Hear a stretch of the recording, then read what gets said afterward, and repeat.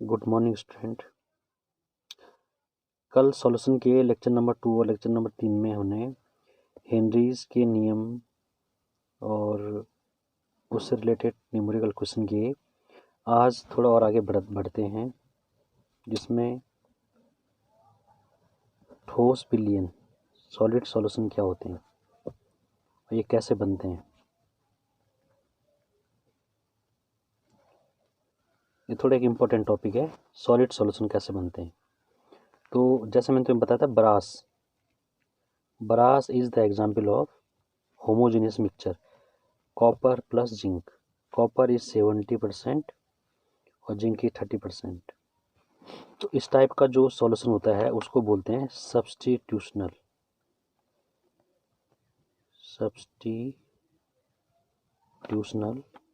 Solid solution. ये होता है, इसमें क्या होता है, दोनों की एटॉमिक रेडियस आपस में मिक्स होती है, केमिकल बॉन्ड बनता है और ये आपस में मिक्स होके एक मिक्सचर बनाते हैं, सॉलिड सॉल्यूशन। तो ब्रास, कॉपर और जिंक का एक सब्स्टिट्यूशनल सॉलिड सॉल्यूशन है नंबर 1। तो इसको बोलते हैं सब्स्टिट्यूशनल सॉलिड सॉल्यूशन को बोलते हैं प्रतिस्थापी ठोस विलयन। दो टाइप के बन सकते हैं ये विलयन, प्रतिस्थापी ठोस विलयन और दूसरा है अंतराकाशी ठोस विलयन। ये इसलिए इम्पोर्टेंट टॉपिक है क्योंकि ठोस विलयन बनता कैसे है। लिक्विड और गैस तो हमें पता है, लिक्विड का पता है, लिक्विड सॉलिड का पता है, लेकिन ठोस का विलयन कैसे बनता है तो उसमें दो टाइप के आते हैं। इसको बोलते हैं इंटरस्टेटियल सॉलिड सॉल्यूशन। इसका जो एग्जाम्पल है वो टंगस्टन कार्बाइड।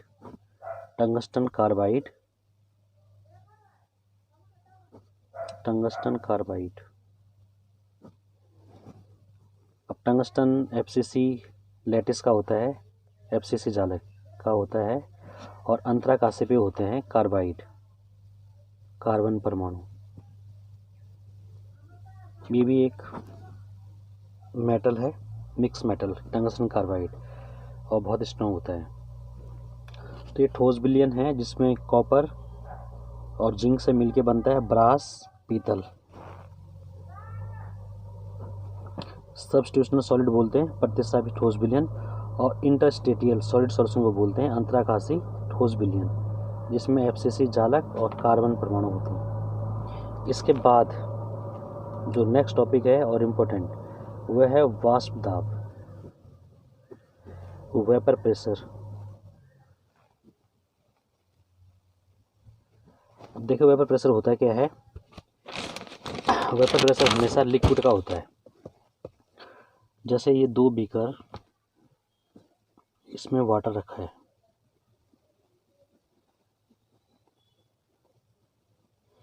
इसके ऊपर एक बेल जार है, कांच का एक जार होता है, ये इसका एक प्लेन है। तो जो बेल जार की दीवारें होती हैं, बेल जार इस टाइप का होता है, बेल जार की दीवारें होती है, यहाँ कुछ टाइम बाद वाटर की ऐसी बूंदें कलेक्ट होती है। ये हम घर में देख सकते हैं स्पेक्टेबल करके।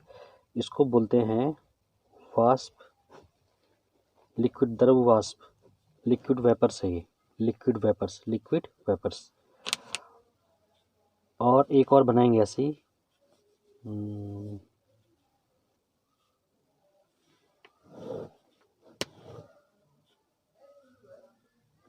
बीकर,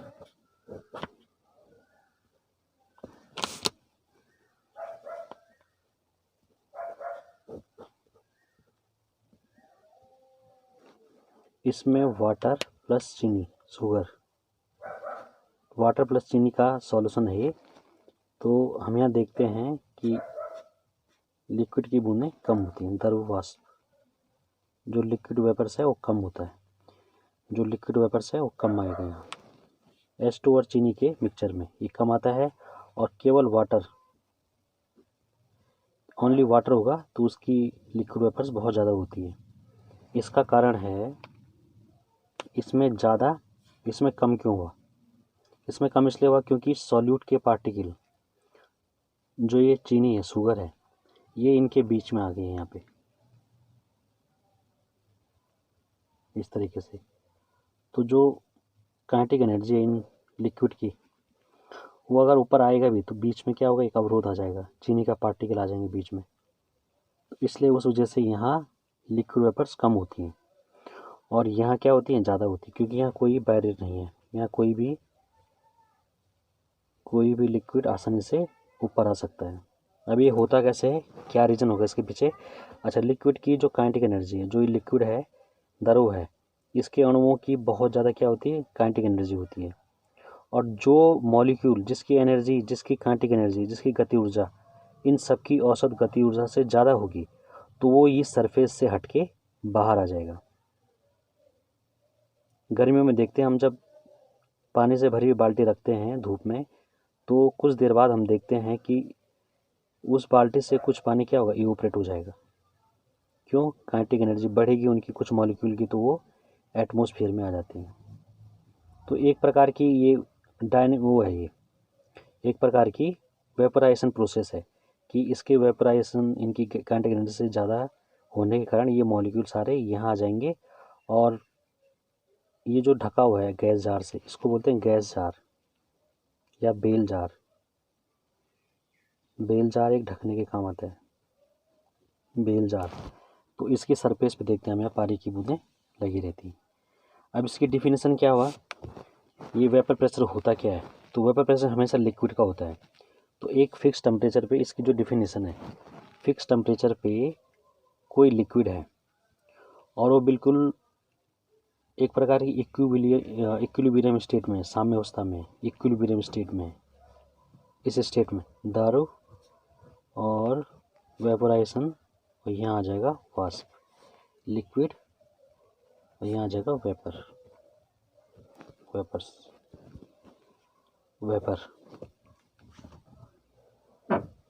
लिक्विड और वेपर। तो फिक्स टेम्परेचर पे किसी लिक्विड द्वारा, किसी द्रव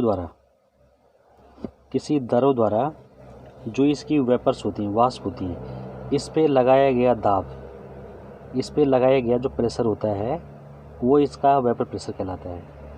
यानी निश्चित ताप पर वाष्प तथा द्रव साम्यावस्था पर वाष्प द्वारा आरोपित दाब क्या कहलाएगा, वाष्प दाब कहलाएगा। सिंपल सा है, इस लिक्विड द्वारा साम्यावस्था पे वाष्प द्वारा, मतलब इसकी जो वेपर्स है उसके द्वारा जो इस पे फोर्स लगा जाता है, प्रेशराइज, जो प्रेशराइज किया जाता है, उसको वेपर प्रेशर कहते हैं। ये वेपर प्रेशर हुआ। तो टेम्परेचर फिक्स होना चाहिए, टेम्परेचर ज़्यादा होगा तो वाष्प दाब क्या होता है, बढ़ता है। इसके बाद का फैक्टर है। नेक्स्ट टॉपिक है factor affecting vapour pressure of a liquid.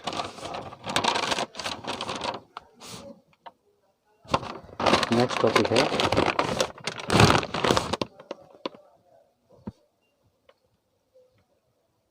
Factors affecting vapour pressure of a liquid. Factor affecting vapour pressure of a liquid. एक द्रव के वाष्प दाब को प्रभावित करने वाले कारक,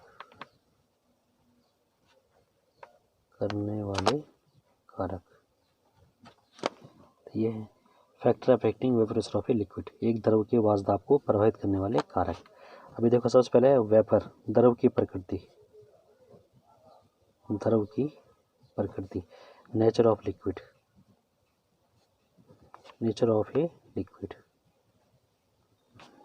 दूसरा है टेम्परेचर,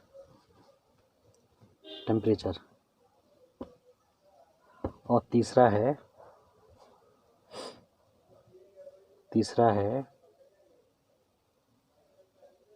किसी अवाष्पशील नॉन वोलेटाइल, इसको बोलते हैं नॉन वोलेटाइल सॉल्यूट। किसी आवाज़शील विलेय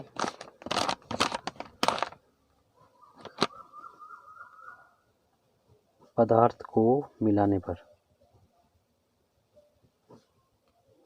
इसका मतलब ऐसा होता है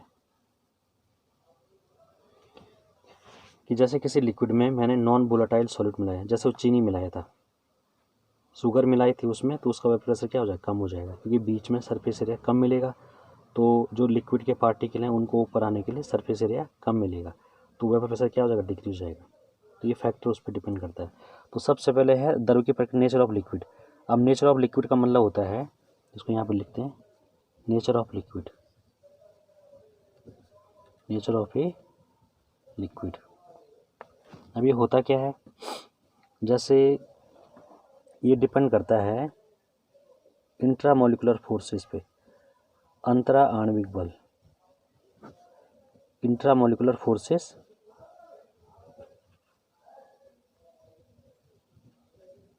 इंटरमोलिकुलर फोर्सेस। अब ये होता है जैसे एथिल एल्कोहल है C2H5OH और प्लस H2O, इन दोनों में देखो H2O में अंतरा आणविक बल ज़्यादा स्ट्रॉन्ग होता है, इसलिए उसका वेपर प्रेशर ज़्यादा होगा और कम होगा, उतना ज़्यादा वेपर जाएंगे नहीं। लेकिन एथिल अल्कोहल क्या होता है, एक वोलेटाइल सॉल्यूट है, वोलेटाइल है वो लिक्विड, ये वोलेटाइल लिक्विड है, तो इसका वाष्प दाब, इसका जो वेपर प्रेशर होगा, वाष्प दाब, वो हमेशा ज़्यादा होगा। तो इन दोनों में कंपेरिजन करेंगे तो H2O is less than C2H5OH vapour pressure, VP, vapour pressure of H2O is less than vapour pressure of C2H5OH। इसका मतलब वेपर प्रेशर किसका ज़्यादा होगा, C2H5OH का। दूसरा एग्जाम्पल है C2H5OH एंड CH3OCH3, ये है die ethyl ether, di methyl ether, और ये है इथाइल एल्कोहल। इन दोनों में वेपर प्रेशर किसका ज़्यादा होगा, डाई मिथाइल ईथर का, क्योंकि इसका इंट्रामोलिकुलर फोर्सेस क्या होता है, बहुत वीक होते हैं। तो ये रूम टेम्परेचर पे ही क्या हो जाएगा, सारी बोतल इसकी सारी वेपराइज हो जाएगी, क्योंकि इसका वेपर प्रेशर क्या होता है, ज़्यादा होता है, सबसे ज़्यादा। इसकी कंपैरिजन में C2H5OH की, C2H5OH क्या होता है, बहुत कम होता है, क्योंकि इसमें एक तो हाइड्रोजन बॉन्ड हो गया इसकी तुलना में, लेकिन इसकी तुलना में क्या है, थोड़ा ये ज़्यादा वेपराइज होता है, ये वोलेटाइल है इसकी तुलना में ज़्यादा। और इन दोनों में कंपेरिजन करेंगे तो डाई मिथिल ईथर क्या है, इसका वेपर प्रेशर ज़्यादा होगा, इसका कम होगा, इसलिए इसका होता है 25 डिग्री सेल्सियस जो इसका बॉइलिंग पॉइंट होता है, और C2H5OH का बॉइलिंग पॉइंट होता है 78 डिग्री सेल्सियस। H2O का 100 डिग्री सेल्सियस होता है बॉइलिंग पॉइंट, इसका होता है 78 डिग्री सेल्सियस। तो वेपर प्रेशर डिपेंड करता है नेचर ऑफ लिक्विड पे। दूसरा है टेम्परेचर, ताप। तो टेम्परेचर बढ़ाएंगे तो वेपर प्रेशर भी क्या हो जाएगा, बढ़ेगा, काइनेटिक एनर्जी बढ़ेगी लिक्विड की, सॉल्वेंट की काइनेटिक एनर्जी बढ़ेगी, तो वेपर प्रेशर भी क्या हो जाएगा, बढ़ जाएगा। तो ये फैक्टर हैं जो वेपर प्रेशर को इफेक्ट डालते हैं। पहला है नेचर ऑफ लिक्विड, दूसरा है टेम्परेचर बढ़ाने पे हमेशा ही क्या होता है, इंट्रामोलिकुलर फोर्सेस हैं वो वीक पड़ते हैं और वेपर प्रेशर क्या होता है, ज़्यादा हो जाता है। और तीसरा है किसी नॉन वोलेटाइल सॉल्यूट को सॉल्वेंट में मिलाने पर। अब जैसे ये वाटर है और इससे मैंने जैसे शुगर मिला दी C12H22O11, मैं इनके केमिकल फॉर्म लिख रहा हूँ, इस तरह के समझ रहा हूँ। तो होगा क्या, किसी एपरेटस में रखेंगे, जैसे हम लिक्विड को इसमें रखेंगे, तो यहाँ वाटर भी है और चीनी भी है, शुगर भी है, तो ऑटोमेटिकली क्या हो जाएगा, ये सॉल्यूट है और ये सॉल्वेंट है, तो सॉल्वेंट की काइनेटिक एनर्जी ये कम कर देगा, क्योंकि सरफेस एरिया कम मिलेगा। ये बीच में पार्टिकल इसके भी आएंगे, बीच में किसके पार्टिकल आएंगे, चीनी के पार्टिकल भी आ जाएंगे, चीनी के पार्टिकल आ जाएंगे। तो वाटर के मॉलिक्यूल हैं ऊपर आने में, जब ऊपर आएंगे तो यहाँ टकराएंगे, फिर वो नीचे आ जाएंगे, तो उतने ही उस हिसाब से क्या हो जाएगा, वेपर प्रेशर कम हो जाएगा। तो always non volatile solute mix करने पे हमेशा सॉल्वेंट का वेपर प्रेशर क्या होता है, कम हो जाता है। तो ये तीन बड़े इंपॉर्टेंट फैक्टर हैं जो किसी लिक्विड के वेपर प्रेशर को इफ़ेक्ट करते हैं। इसके बाद है, इसी पे डिपेंड है, राउल्ट्स लॉ, इम्पोर्टेंट लॉ है।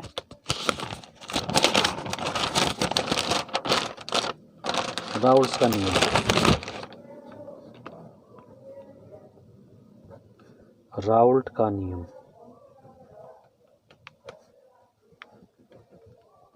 RAOULT, Raoult's law. अब ये है वेपर प्रेशर पे डिपेंड करता है। ये राउल्ट्स लॉ मेनली है लिक्विड के वेपर प्रेशर पे। अब होता क्या, देखिए, वैसे तो हम इसको दो तरीके से समझेंगे राउल्ट्स का जो लॉ है। नंबर 1 है, जब केवल राउल्ट्स लॉ पहला,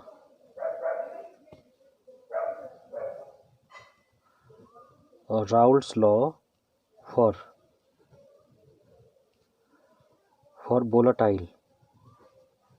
वोलेटाइल सॉल्यूट, और दूसरा है राउल्ट्स लॉ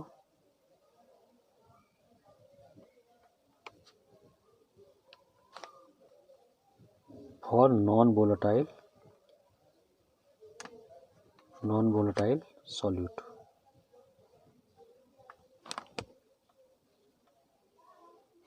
इन दोनों के लिए राउल्ट्स का लॉ है। जनरली वेपर प्रेशर के लिए वोलेटाइल सॉल्यूट। तो पहले हम इसी को पढ़ेंगे कि राउल्ट्स लॉ होता क्या है। जनरली देखो, राउल्ट्स लॉ क्या होता है, the partial pressure of each component. जैसे सपोज मेरे पास दो कंपोनेंट हैं, ए और बी, और इन दोनों को मिक्स करके मैंने क्या बनाया, एक सॉल्यूशन बनाया। तो जो कंपोनेंट है, ईच कंपोनेंट है किसी मिक्सचर में, लिक्विड के किसी मिक्सचर में, तो उनका जो वेपर प्रेशर है, partial pressure of PA equal to pure solute है जो A, और उसके मोल फ्रैक्शन के मल्टीपल के बराबर होता है। यानी जो total the partial pressure of each component A and B in ideal mixture of liquid equal to the vapor pressure of the pure component multiple by its mole fraction in the mixture। अच्छा, ए का जो अगर pure मानेंगे हम, तो क्या उसको denote करेंगे, P is not A, P degree A से उसको करेंगे प्योर, इसको बोलते हैं प्योर कंपोनेंट, इसलिए उस पर डिग्री लगा दी है। ये है प्योर कंपोनेंट। और एक्स ए क्या है, उसका मोल फ्रैक्शन है, मोल फ्रैक्शन। और PA क्या है, उसका पार्शियल प्रेशर। ये पार्शियल प्रेशर है, और ये प्योर कंपोनेंट का पार्शियल प्रेशर है, partial pressure of each component. ये तो ए का हो गया, ऐसे ही बी का भी होगा, PB बराबर हो गया P degree B into XB। तो यही राउल्ट्स लॉ है। ये the partial pressure of each component of in ideal mixture of liquid is equal to the vapor pressure of the pure component multiply its mole fraction in the mixture। मतलब अगर कोई दो volatile क्या हैं, solvent है, और उनको मैं मिक्स कर दूं, तो तो क्या हो जाएगा, प्रत्येक कंपोनेंट का आंशिक दाब शुद्ध घटक के वाष्प दाब तथा विलयन में उपस्थित मोल प्रभाज के गुणनफल के बराबर होता है। निश्चित ताप पर किसी घटक का आंशिक दाब उस घटक के शुद्ध वाष्प दाब तथा मोल फ्रैक्शन के मोल प्रभाज के गुणनफल के बराबर होता है। ए का मैंने ऐसे बता दिया, बी का इस तरीके से होगा। अब मैं इन दोनों को अगर जोड़ दूं, जैसे ये भी है, तो इन दोनों का टोटल P क्या हो जाएगा, टोटल दाब P बराबर PA प्लस PB हो जाएगा। और मैं ये दोनों ये हैं एक्सप्रेशन, इन दोनों को यहाँ रख दूंगा, तो हो जाएगा P बराबर P degree A into XA plus P degree B into XB। तो ये राउल्ट का नियम दो कंपोनेंट के लिए हैं, जो दोनों ही क्या हैं, वोलेटाइल सॉल्यूट हैं, और ये आइडियल कंडीशन में होते हैं। जो राउल्ट्स का लॉ का फॉलो करते हैं वे आदर्श विलयन कहलाते हैं, इसलिए कंडीशन है इसमें बाद में हम हेनरी के लॉ से भी इसकी कंपैरिजन करेंगे। अच्छा, दूसरा जो लॉ है वह है नॉन वोलेटाइल के लिए, ये वाला नॉन वोलेटाइल सॉल्यूट के लिए राउल्ट्स लॉ क्या कहता है। तो इसमें ये होता है जैसे ग्लूकोज वगैरह हैं नॉन वोलेटाइल सॉल्यूट के लिए, जैसे मेरे पास है glucose C6H12O6, urea NH2CONH2 extra. तो इनका जो वेपर प्रेशर होता है, अगर इनको मिलाएंगे हम किसी लिक्विड में और सॉल्यूशन बनाएंगे, तो उस सॉल्यूशन का जो वाष्प दाब होता है, जो वेपर प्रेशर होता है, वो होता है P = PA × XA, इस तरीके का। नॉन वोलेटाइल के लिए भी क्या होता है, उस कंपोनेंट का PA, क्योंकि PB तो होगा नहीं, PB तो इसमें क्या होगा नहीं, क्योंकि PB क्या है, सॉल्यूट है। PB का वो कोई वेपर प्रेशर नहीं होता है। PB का बराबर PB के लिए कोई एक्सप्रेशन नहीं होता है। क्यों? क्योंकि जो ग्लूकोज या यूरिया है, इनका कोई वेपर प्रेशर नहीं होता है, इसलिए इनका PB नहीं निकाल पाएंगे हम, इसलिए केवल लिक्विड का होगा। ये डिपेंड करता है विलयन का जो वाष्प दाब है, जो वेपर प्रेशर है, वो डिपेंड करता है सॉल्वेंट और उसके मोल फ्रैक्शन के बराबर। तो ये नॉन वोलेटाइल के लिए और वोलेटाइल सॉलिड के लिए राउल्ट्स के लॉ हैं।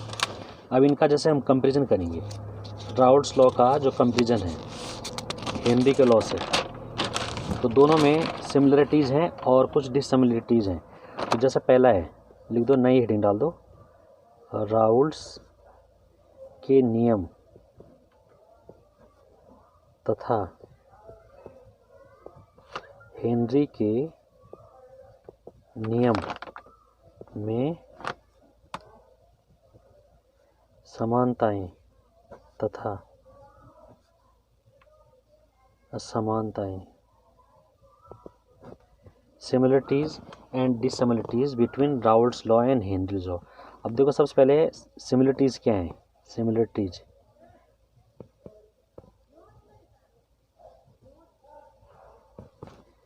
देखिए दोनों ही क्या होते हैं, दोनों ही क्या हैं, दोनों ही वोलेटाइल पे वाष्पशील जो घटक होते हैं, दोनों ही वोलेटाइल कंपोनेंट पे लागू होते हैं, घटक पर लागू होते हैं।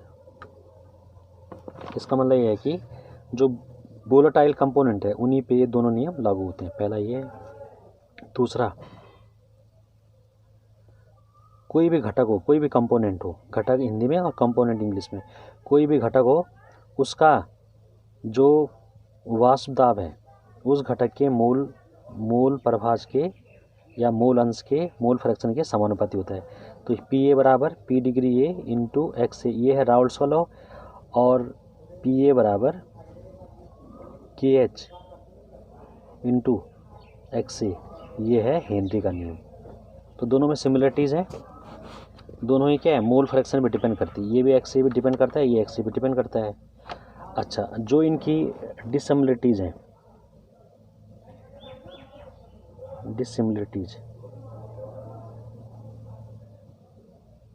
वो ये हैं कि दोनों में KH का डिफरेंस होता है। ये KH एक प्रकार का प्रायोगिक रूप से, प्रैक्टिकल रूप से हम निकालते हैं।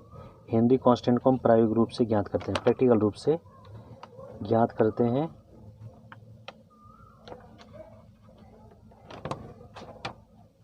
और यहाँ P डिग्री ये होता है शुद्ध घटक, ये प्योर कंपोनेंट का पार्शियल प्रेशर है या वाष्प दाब है,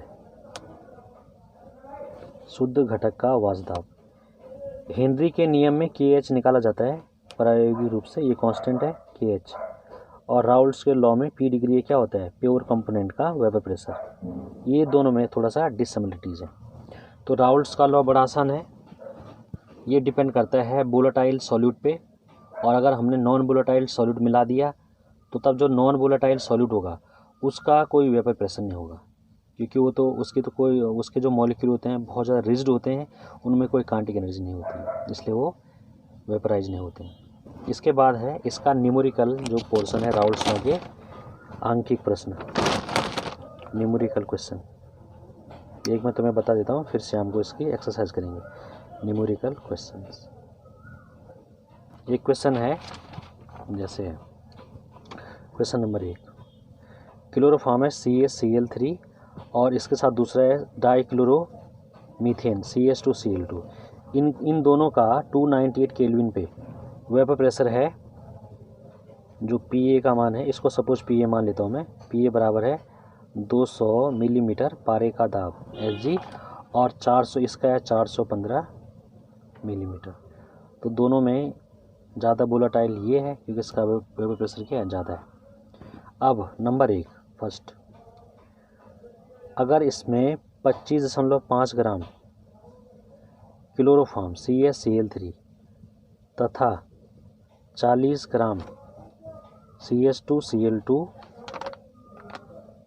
को मिलाने पे 1 बिलियन तैयार किया जाता है। इन दोनों को इतना ग्राम इसको इतना ग्राम इसको मिला के 1 बिलियन बनाया गया।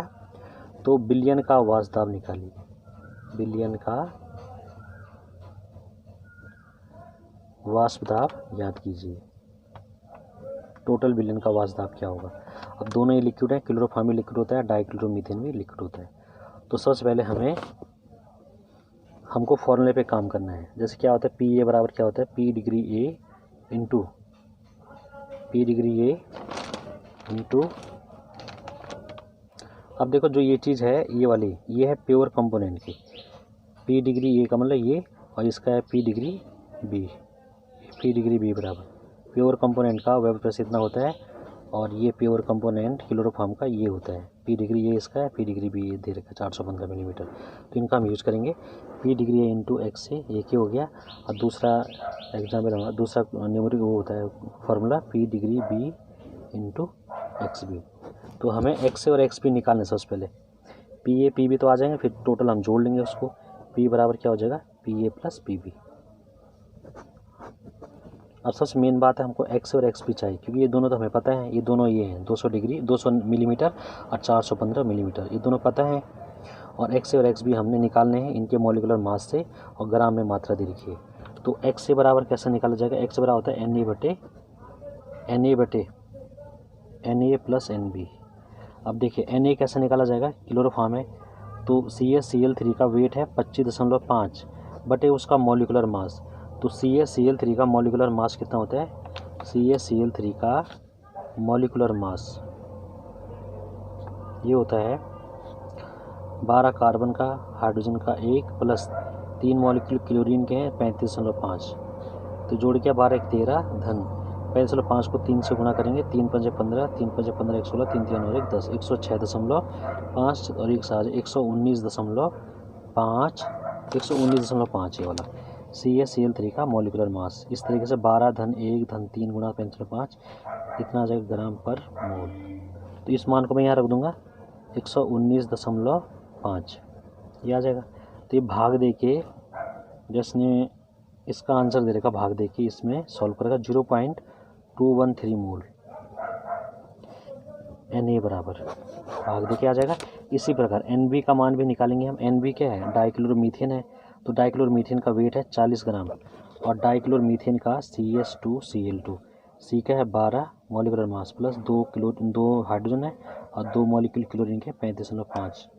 तो ये टोटल करके आएगा 85 ग्राम पर मोल। यहाँ 85 रख देंगे, तो ये जो मान आएगा इसका 85 का भाग देखिए इसमें, ये आएगा 0.832 और 70 मोल, इतना मोल आ जाएगा NB बराबर। अब हमें NB पता चल गया है, हम आसानी से किसका मान निकालें, XC का मान। XC बराबर क्या हो जाएगा, Na बटे Na प्लस NB। इसमें मान रखें Na का मान है 0.213 बटे 0.213 प्लस NB का मान है 0.470। इन दोनों मानों को हम सॉल्व करेंगे 213, और ये जोड़ क्या आ रहा है 0 3 आ रहा है 386 0.683, और ये मान भाग दे के आ गया इसमें लगभग 0.312। तो ये आ जाएगा XA का मान आ गया है, ठीक है। और XB का मान हम घटा के निकाल सकते हैं 1 माइनस XA। तो 1 में से 0.312 का मान हम घटा देंगे, कितना आ जाएगा 10 में से 2 गया 8 9 में से गया 8 और 0.312 688। एक्स बी का मान ही पता चल गया हमें और एक्स ए का मान ही पता चल गया है। अब इन मानों को हम इसमें रखेंगे, इसलिए पी ए बराबर, तो पी डिग्री ए इंटू एक्स ए, पी डिग्री ए का मान है 200 इंटू इसका मान है 0.312। पी ए बराबर कितना जगह गुणा करके ये आएगा लगभग 62, 3 दूनी 6, 62.4 पी ए बराबर। और ऐसे हम पी बी बराबर निकालेंगे, P degree B into X B. P degree B का मान है 415 इंटू एक्स बी का मान है 0.688, 4 छः 24, लगभग 285.5। पी बी का मान याद है, पी ए का मान पी बी का मान पता चल गया है। अब हम इसलिए पी बराबर क्या करेंगे, P A plus P B जोड़ देंगे इन दोनों को, तो जोड़ के आ रहा है 62.4 धन 285.5। इन दोनों को जोड़ के आ जाएगा ये 347.9 मिलीमीटर पी बराबर, ये माना जाएगा।